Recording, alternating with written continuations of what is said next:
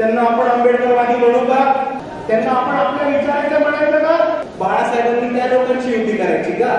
संविधान आणि लोकशाही वाचवणं हे माझं काम नाहीये. मी एकतर बाळासाहेब आंबेडकर नाही आहे.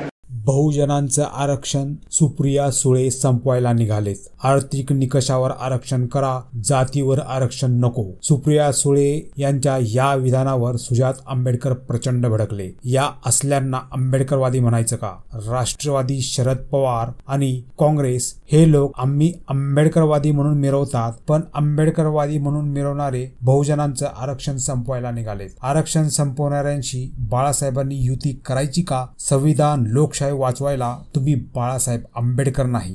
काल सुप्रियाताईंचा एक मुलाखत होती, इंडिया टुडेच्या चॅनलवरती मुलाखत होती आणि त्या मुलाखतीमध्ये सुप्रियाताई असं म्हणतात की खासदार म्हणून त्यांचं एक स्वप्न आहे, त्यांचं एक ड्रीम आहे खासदार म्हणून, की त्यांना जातीनिहाय आरक्षण संपवून आर्थिक आरक्षण परत या देशामध्ये आणायचं आहे.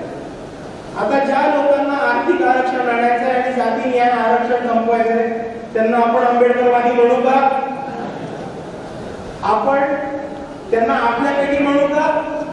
त्यांना आपण आपल्या विचारांचं म्हणायचं का? आणि तुम्ही मला सांगा की ज्या लोकांना आरक्षण संपवायचंय, बाळासाहेबांनी त्या लोकांची युती करायची का? सांगा.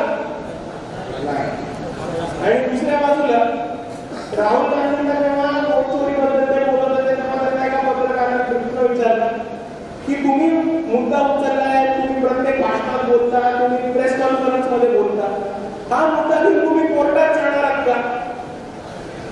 तर राहुल गांधी म्हणले नाही, मी कोर्टात नाही जाणार. कोर्टात जाणं माझं काम नाहीये. संविधान आणि लोकशाही वाचवणं हे माझं काम नाहीये. आता मला राहुल गांधींना नुसतं एक सांगायचं की कोर्टात जाऊन मुद्दा सोडवायला तुम्ही एकतर बाळासाहेब आंबेडकर नाही आहात, तर ते सोडून द्या. आणि दुसरी गोष्ट, जर तुम्हाला लोकशाही आणि संविधान वाचवणं तुमचं काम नसेल वाटत, तर तिकडे एका वंचिताला, बहुजनाला, आदिवासीला, मुसलमानाला किंवा दलिताला बसवा. ते तुम्हाला बरोबर दाखवतील की संविधान आणि लोकशाही कसे वाचवायचे.